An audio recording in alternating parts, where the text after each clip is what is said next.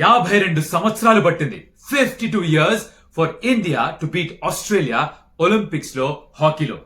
ఇంకా ఎక్కువ సంవత్సరాలు పట్టింది ఫర్ ఇండియా ఒలింపిక్స్ లో ఆర్చరీలో bronze medal play off match వెళ్ళడానికి. ఇంకా ఎక్కువ సంవత్సరాలు పట్టింది for India to enter the men's singles semifinals in badminton. ఇవన్నీ జరిగాయి. So August 2nd happens to be the biggest day in Indian Olympic history in recent times. అయినా కూడా India ఎందుకు స్పోర్టింగ్ నేషన్ కాదు? వీటన్ని గురించి మాట్లాడుకుందాం. Let's get started.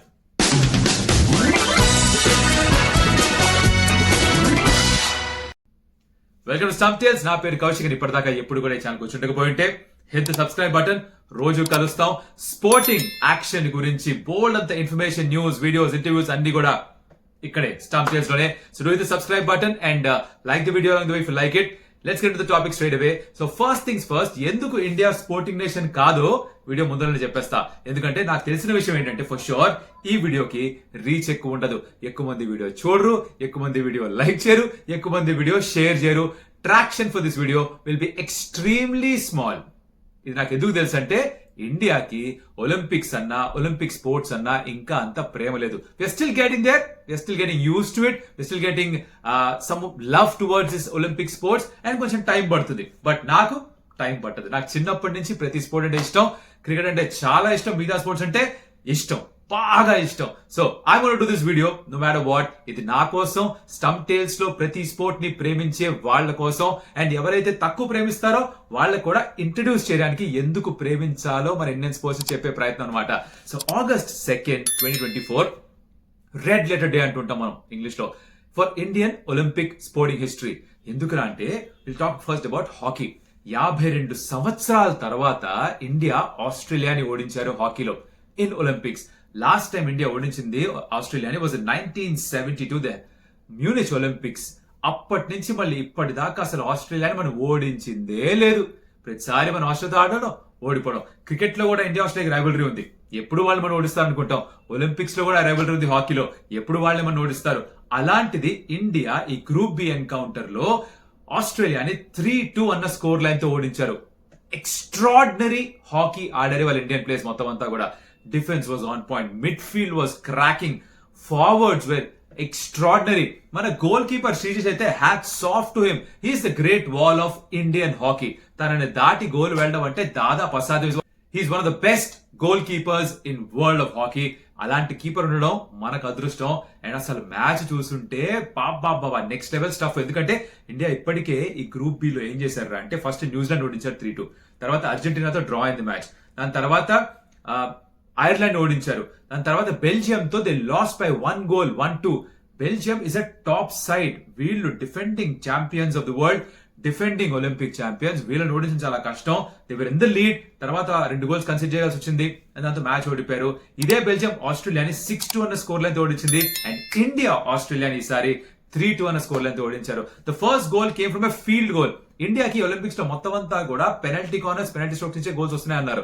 మొన్నే ఒక మ్యాచ్ లో అగేన్స్ బెల్జియం అనుకుంటే ఒక ఫీల్డ్ గోల్ వచ్చింది. అభిషేక్ స్కోర్ చేశాడు. మళ్ళీ అదే అభిషేక్ ఇక్కడ కూడా first goal against Australia field goal. ఆ గోల్ చూస్తే మైండ్ తప్పాల్సిందే. అంటే ఇప్పుడు ఎలా ఎక్స్ప్లెయిన్ చేయాలి మీకు?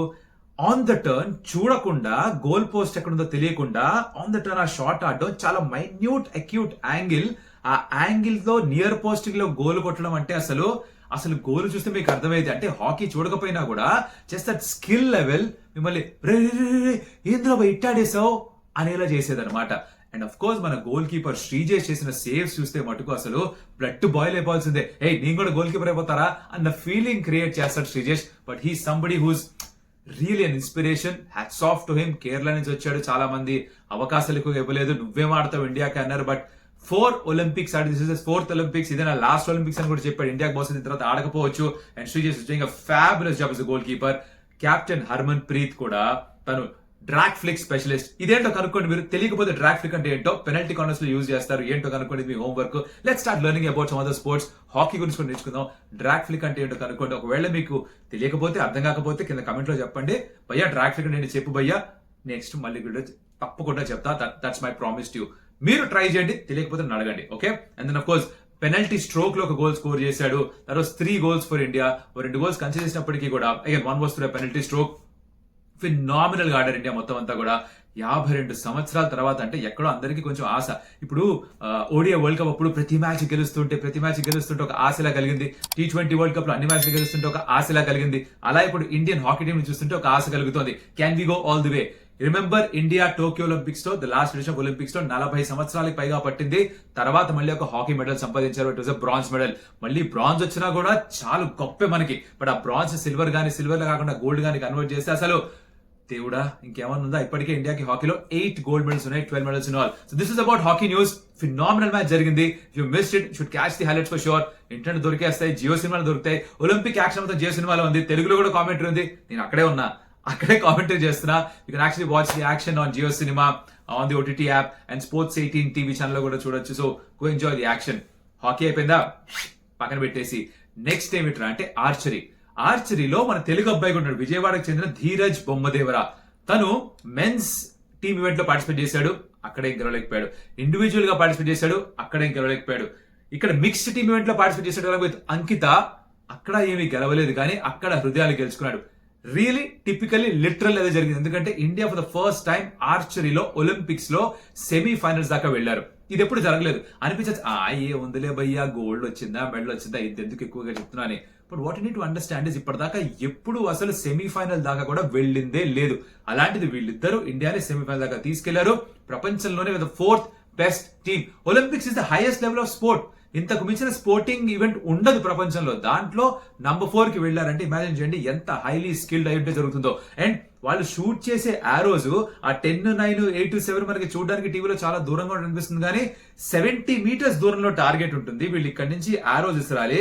అది స్ట్రైట్ లైన్ లో కాదు, ఒక పారాబోలిక్ పాత్ లో వెళ్తుంది. Because obviously gravity keeps acting on the ఆరో, కిందకి లాగేస్తూ ఉంటుంది. సో స్ట్రైట్ కొట్టడం కాదు, ఇలా ఒక యాంగిల్ లో కొట్టాలి. ఇలా యాంగిల్ లో 70 మీటర్స్ వెళ్ళి అది ఆ టార్గెట్ ని హిట్ చేయాలి. ఆ 10, 9, 8, 7 కి డిఫరెన్స్ చూస్తే ఆరో రిలీజ్ చేసినప్పుడు మేబీ 1/2 డిగ్రీ 1 డిగ్రీ ఉంటుంది.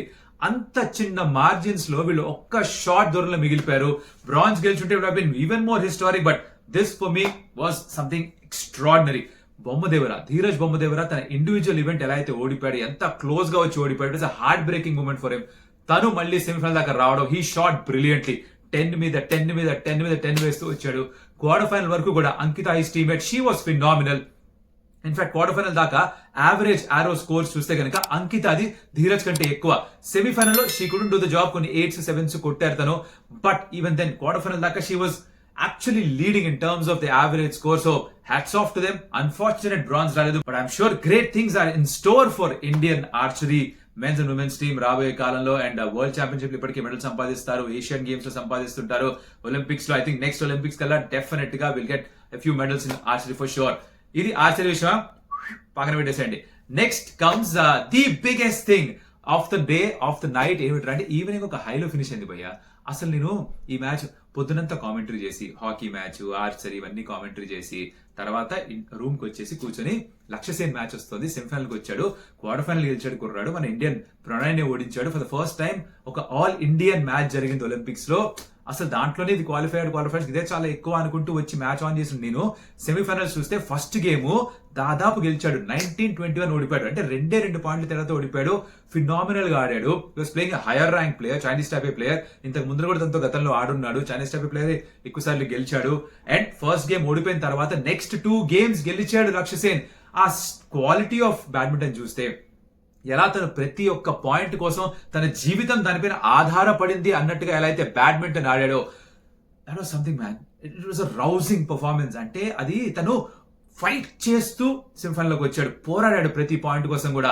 అసలు కొన్ని సందర్భాల్లో అయితే దిస్ నో వే కూడా 100 పాయింట్ నెట్ దగ్గర ఉంటే మళ్ళీ బ్యాక్ లైన్ దగ్గరికి వెళ్తే అక్కడి నుంచి అక్కడికి పరిగెత్తుకుంటూ వెళ్ళాడు. ఎక్కువ పొడుకొన్నాడు కుర్రాడు, ఇస్ లిటిల్ మీడియం హైట్ ఉంటాడు, 5'7", 5'8" ఉంటాడు. ఇక్కడి నుంచి అక్కడికి కవర్ చేసి దాన్ని మళ్ళీ కొట్టి, స్మాష్లు కొట్టి, డ్రాప్లు కొట్టి, నానా తిప్పలు పడి ఫైనల్ గా 3 గేమ్స్ లో మ్యాచ్ గెలిచి హీస్ క్రియేటెడ్ హిస్టరీ. ఏంట్రా హిస్టరీ అంటారా? ఇప్పటిదాకా ఒలింపిక్స్ లో మెన్స్ విభాగంలో సింగిల్స్ లో ఎవరు సెమీఫైనల్ దాకా వెళ్ళిందే లేదు. Lakshya Sen is the first one. He's created history. అది లైవ్ గా చూసిన వాళ్ళకి you seen history being written. మీ కళ్ళ ముందర చరిత్ర రాయడం చూసారు మీరు. మిస్ అయి ఉంటే ఇప్పటికీ ఏం పర్లేదు, హైలైట్స్ లో చూడండి, సెమీఫైనల్ లో చీర్ చేయండి. మెడల్ వచ్చినా రాకపోయినా I think you should back or sports persons. ఎన్ని మెడల్స్ వచ్చారో విషయం కాదు. ఇందాక చెప్పే కదా, ఈ వీడియోకే ట్రాక్షన్ రాదు, మన ప్లేయర్స్ ఎక్కడ ప్రేమ దొరుకుతుంది, వాళ్ళకి ఎక్కడ ఆదాయం దొరుకుతుంది. వాళ్ళు మెడల్ సంపాదించిన తర్వాత చాలా మంది వాళ్ళకి బ్రాండ్ ఇన్వెస్ట్మెంట్స్ ఇస్తారు, లేకపోతే ప్రమోషన్లు ఇస్తారు, లేకపోతే డబ్బులు ఇస్తారు. కానీ ముందర ఎక్కువ డబ్బులు రావు. గత ఐ థింక్ 4-8 years నుంచి 10 సంవత్సరాల నుంచి గవర్నమెంట్ కొన్ని స్కీమ్స్ తీసుకొచ్చారు. టాప్స్ అనే scheme, this a private firm which is doing something called Olympic Gold Quest. వీళ్ళు ఇప్పుడు ప్లేయర్స్ కి కాస్త డబ్బులు ఇస్తున్నారు కాబట్టి కొన్ని ఫెసిలిటీస్ క్రియేట్ చేశారు కాబట్టి ఇంతవరకన్నా రాగలుగుతున్నారు ఒలింపిక్స్ లో. లేకపోతే ఇంతకుముందు ఇది కూడా కుదిరేది కాదు. చెప్పులు లేకుండా, షూస్ లేకుండా అంటే సందర్భాలు ఎన్నో ఉన్నాయి ఇండియన్ ప్లేయర్స్. అలాంటి స్పోర్టింగ్ నేషన్ మనం. We not sporting nation man, just cricket playing nation. మహా అంటే చెస్ ఆడతాం, బ్యాడ్మింటన్ ఆడతాం, సరే కబడ్డీ బాగా ఆడతాం. బట్ ఒలింపిక్ స్పోర్ట్స్ లో మనం అంత పెద్ద పేరేవి కాదు. అడపా మెడల్స్ గెలుస్తాం. మొత్తంగా 35 మెడల్సే కదా. ఈ ఎడిషన్ లో ఇప్పటిదాకా 3 బ్రాంజ్ మెడల్స్. ఆ 3వ బ్రాంజ్ మెడల్ సంపాదించిన షూటర్ ఎవరైతే ఉన్నాడో తనకి 9 సంవత్సరాల తర్వాత ఇప్పుడు రైల్వేస్ ప్రమోషన్ వచ్చిందంట. అది కూడా డబుల్ ప్రమోషన్. మొన్నటి వరకు టికెట్ కలెక్టర్, ఈ మెడల్ గెలిచిన తర్వాత డబుల్ ప్రమోషన్ ఇచ్చి ఆఫీసర్ అండ్ స్పెషల్ డ్యూటీ అనే పోస్ట్ ఇచ్చారట. అది మన కంట్రీలో మన స్పోర్ట్స్ పర్సన్స్ ఇచ్చే విలువ. Which I'm saying, we not a sporting nation. So ఇలాంటి చిన్నవి కూడా మనం అందుకనే ఇలాంటి చిన్నవి కూడా మనం సెలబ్రేట్ చేసుకోవాలి. కొంచెం మాటలు తడబడుతున్నాయి because I'm extremely emotional, but that's how things are at this point of time. And Lakshya Sen చరిత్ర సృష్టించాడు, సెమీఫైనల్ కి వచ్చాడు. The hockey team is in the quarter finals. Boxers కొంతమంది వన్ మ్యాచ్ అవే, నిశాంత్ అనుకుంటా this 1 match away from getting in to medal winning round. So ఇలా చాలా మంది ఉన్నారు. నీరజ్ చోప్రా ఇంకా రాబోతున్నాడు. Enjoy the Olympics man. 4 సంవత్సరాలు ఒకసారి వస్తుంది. అండ్ ఎంత బాగా ఆడుతున్నారు కొంతమంది.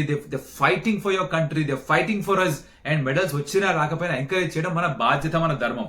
ఇదే చెప్దాం అనుకున్నాను. And I know India the Odia match కూడా జరిగింది. నేను ఆనెస్ట్ గా చెప్తున్నా, ఆనెస్ట్ గాడ్ నేను మ్యాచ్ చూడలేదు because I was doing commentary for the Olympics. అయిపోయిన తర్వాత వెనక్కి వచ్చిన తర్వాత కూడా మ్యాచ్ చూడకుండా డైరెక్ట్ లక్ష్య సేన్ మ్యాచ్ చూసాను. నాకు స్కోర్ మాత్రమే చూశాను కానీ నాకు ఏం జరిగిందో తెలియదు. సో నేను మ్యాచ్ గురించి మాట్లాడను. చూడండి, మ్యాచ్ గురించి అనవసరంగా రివ్యూ ఇచ్చి మిమ్మల్ని మోసపెట్టడం ఆర్ మోసం చేయడం నాకు ఇష్టం లేదు. ఎస్, నాకు తెలిసిన విషయం ఏంటంటే మ్యాచ్ టై అయింది. రోహిత్ శర్మ బాగానే ఆడాడు, తర్వాత వికెట్స్ పడిపోయాయి. దుబే బాగానే ఆడాడు, లాస్ట్ 1 run కావాలి 2 wickets అది పోయాయి. ఇదంతా నేను చదివా, నేను ఆన్లైన్ కూడా చదివింది ఇదంతా కూడా. కొంతమంది అడుగుతున్నారు ఎందుకు భయ్యా టై అయింది కదా, సూపర్ ఓవర్ ఎందుకు లేదని. ఎందుకంటే T20 ఇంటర్నేషనల్స్ లో టై అయితే సూపర్ ఓవర్ ఉంటుంది కానీ ఐసీసీ ఎక్కడ కూడా చెప్పలేదు ఓడిఐ మ్యాచ్ లో టై అయితే సూపర్ ఓవర్ ఉండాలని. అన్లెస్ ఆ టోర్నమెంట్ కి ముందరే వాళ్ళకి గైడ్ లైన్స్ రాసుకుంటే తప్ప స్పెసిఫిక్ గా సూపర్ ఓవర్ ఉండదు. దీనికి లేదు, అందుకని మ్యాచ్ టై అయిపోయింది అంతే. నేను చూడలేదు మ్యాచ్, మీరు చూసింటే గ్రేట్.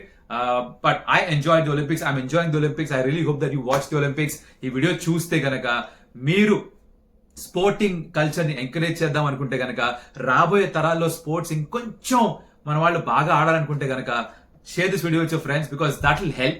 ఇది మనం చేయగలిగింది ఇంతే. మనం వెళ్ళి స్పోర్ట్ ఆడలేం వాళ్ళలాగా, మనం ఒలింపిక్స్ లో పార్టిసిపేట్ చేయలేము, వాళ్ళ టైమ్ లైఫ్ డెడికేట్ చేయలేము. We can at least send the message across to people. So if you can think you can do that, ఇంకొంతమంది ఫ్రెండ్స్ తెలిసిన గురించి బాగుంటుంది అనిపిస్తే like the video and share it to your friends. That will help the algorithm. YouTube will like it. అలాగే subscribe to Stump Tales because we love sports, man. And if you love sports, you should love Stump Tales. Hit the subscribe button. మరో వీడియోలో మళ్ళీ కలుస్తా. అప్పటిదాకా కౌశిక్ సెలవు. Adios amigo.